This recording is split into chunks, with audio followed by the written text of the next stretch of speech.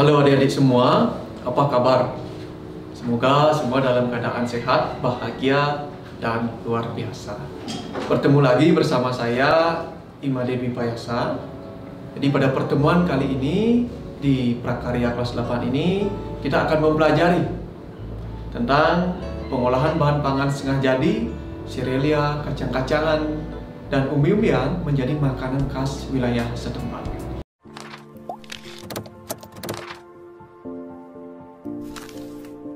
Baik adik-adik semua, jadi minggu lalu kita sudah mempelajari pengertian dari pengolahan bahan pangan setengah jadi ini. Kita akan mengulas kembali, mengingat kembali pengertian dari pengolahan bahan pangan setengah jadi ini. Silakan, mungkin ada yang masih ingat. Jadi pengolahan bahan pangan setengah jadi ini sering juga disebut produk pangan primer. Adalah mengolah bahan baku dengan proses pengawetan, baik itu pengawet secara kimia, fisika, ataupun mikrobiologi, menjadi aneka ragam olahan pangan setengah jadi yang selanjutnya digunakan sebagai bahan baku pangan. Nah, dari sana dapat kita ambil kesimpulan bahwa pengolahan bahan pangan setengah jadi dari serealia, kacang-kacangan, atau umbi menjadi makanan khas daerah setempat ini adalah mengolah produk pangan primer, baik yang diproduksi oleh rumah tangga, industri kecil, ataupun industri pengolahan pangan dengan teknologi tinggi menjadi makanan dengan karakteristik budaya setempat. Oke adik-adik, kita lanjutkan.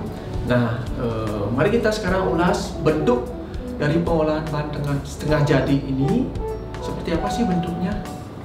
Nah, minggu lalu kita sudah mempelajari materinya. Ada 3 bentuk nih materi pengolahan bahan pangan setengah jadi yang sudah kita pelajari.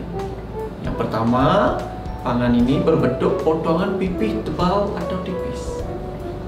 Yang kedua, bentuknya butiran besar. Dan yang ketiga, bentuknya ada yang butiran-butiran halus. Nah, apa saja contoh makanan ini? Berikut. Yang pertama, olahan pangan setengah jadi dengan bentuk pipih tebal atau tipis. Produk pangan ini berbentuk pipih dia. Contoh olahan pangannya ini seperti kerupuk. Pastinya semua sudah sering makan kerupuk. Nah, bahan baku kerupuk ini setengah jadinya dia berbentuk pipih. Produk pangan setengah jadi dari serealia dan umbi dengan bentuk pipih, tebal atau tipis seperti kerupuk, keripik, dan kentang beku ini biasanya jika kita olah menjadi makanan khas Indonesia, teknik yang digunakan pada umumnya adalah menggoreng, baik itu dengan menggunakan minyak. Namun ada juga yang diolah dengan teknik dikukus. Misalnya ubi jalar, ini dapat kita rebus ataupun bisa juga digoreng. Nah, bentuk olahan pangan yang kedua adalah bentuk butiran besar. Jika yang tadi bentuknya pipih tebal, yang sekarang ini bentuknya butir-butiran, tetapi masih bisa jelas kita lihat.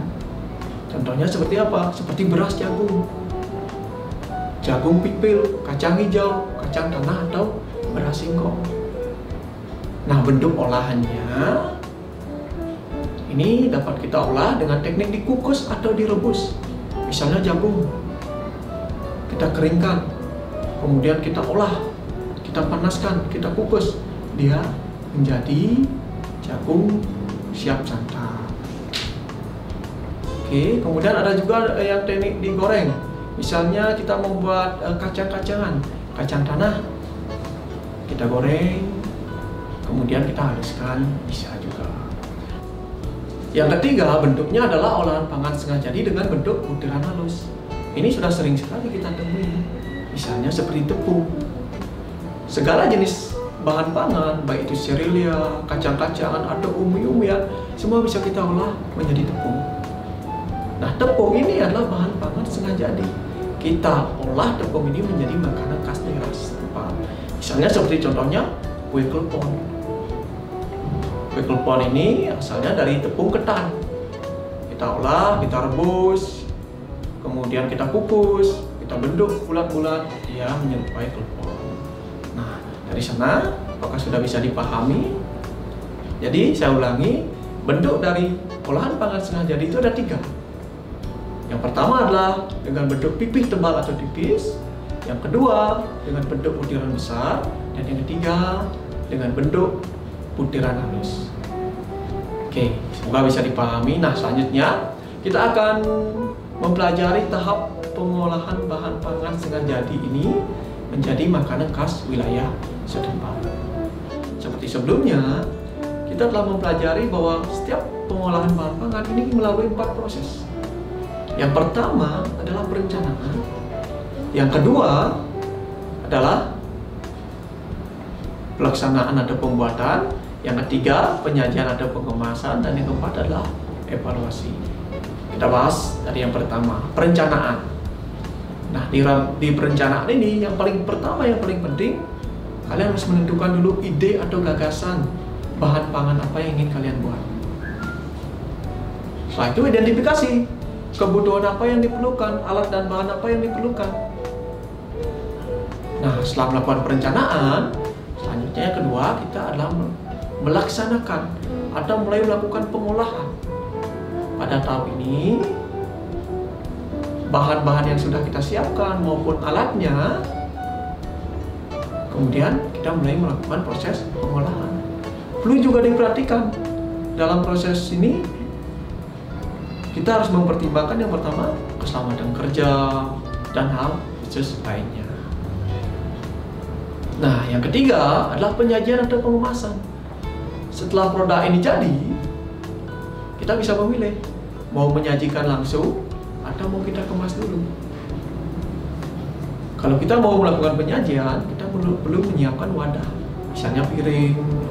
Kalau kita mau mengemas, kita juga perlu menyiapkan alat kemas, misalnya plastik atau kotak wadah makanan. Ingat juga yang perlu diperhatikan dalam pengemasan dan penyajian ini, yang pertama adalah tampilan, estetika, biar menarik. Dan yang kedua adalah kesehatan dari bahan yang kita gunakan. Perhatikan juga kesehatannya. Oke, yang terakhir, setelah kita mengemas dan menyajikan, mungkin setelah disantap makanannya, yang terakhir adalah perlu adanya evaluasi. Kita perlu mempertimbangkan, melihat kembali apakah prosesnya ada yang salah, ada yang keliru. Pada tahap evaluasi inilah nanti kita nilai-nilai untuk perbaikan di pengolahan berikutnya. Oke, mungkin itu materinya. Jadi saya ulangi, dalam tahap pengolahan bahan pangan setengah jadi, serealia, kacang-kacang atau umbi-umbian menjadi makanan khas wilayah setempat ini, kita perlu melalui 4 proses. Oke, setelah kita mempelajari tahap-tahapan pengolahan, sekarang mari kita contohkan tahapan pengolahan ini. Oke, saya akan ambil contoh tahapan pengolahan kue klepon. Oke, kita mulai. Yang pertama, di tahapan perencanaan pengolahan kue klepon ini, kita perlu menentukan dulu kebutuhan apa, bahan dan alat apa yang kita butuhkan. Kalau dari bahan kan sudah jelas. Yang pertama, tepung ketan, pandan, gula Jawa, sampai dengan kelapa parut. Kalau dari alatnya, kita butuh kompor, butuh alat kukus, butuh panci nanti untuk merebusnya. Oke, setelah semuanya siap, selanjutnya adalah tahap pembuatan atau pelaksanaan. Jadi bahan-bahannya yang kita butuhkan, yang pertama adalah 200 gram tepung ketan putih, yang kedua 200 ml air hangat plus pasta pandan, kemudian secukupnya gula Jawa serut halus.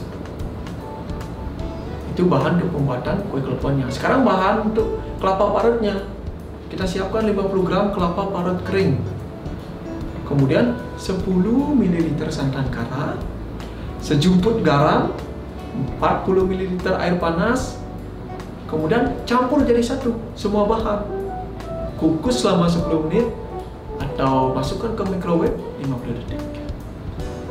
Nah, itu untuk bahan kelapa parutnya. Selanjutnya kita membuat kue kleponnya. Cara membuatnya adalah campur tepung ketan dan air hangat yang sudah dicampur pasta pandan. Kita aduk rata atau uleni ringan dengan tangan. Kemudian hentikan menuang air jika adonan sudah terasa tidak keras atau sudah bisa kita gulung. Kemudian ambil sedikit adonan, kita bulatkan, lalu lubangi. Dan di tengahnya ini kita taruh gula merah, lalu kita bulatkan lagi. Nah, setelah jadi, kita rebus dalam air mendidih.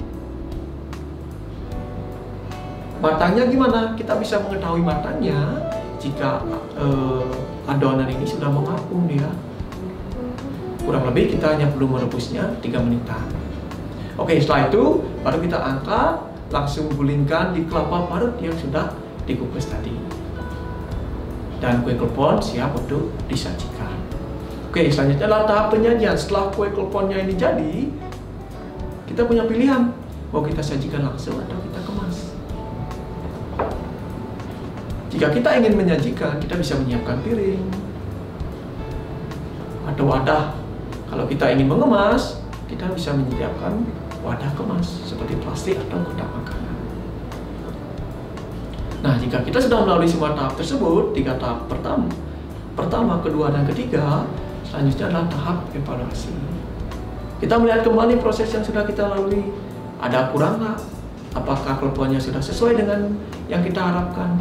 Jika belum, disinilah kita evaluasi. Tujuannya untuk perbaikan. Sehingga kalau kita membuat kue klepon selanjutnya, bisa lebih baik dari hari ini. Baik adik-adik, demikianlah pembahasan kita kali ini. Apakah adik-adik sudah memahami materi hari ini? Nah, untuk lebih memahami materi hari ini, silakan adik-adik telusuri. Temukan 3 contoh olahan makanan di wilayah setempat yang bahan bakunya berasal dari bahan pangan setengah jadi, dari serealia, kacang-kacang, dan umbi-umbian yang sering kalian temui di sekitar rumah kalian. Silakan sebutkan bentuk olahan dan bahan yang menggunakan apa. Oke adik-adik, jika ada yang kurang dipahami, silakan tanyakan. Pertanyaan terbuka, silakan tanyakan di kolom komentar di bawah. Baik, demikian pertemuan hari ini. Sampai jumpa di video pembelajaran selanjutnya. Dadah!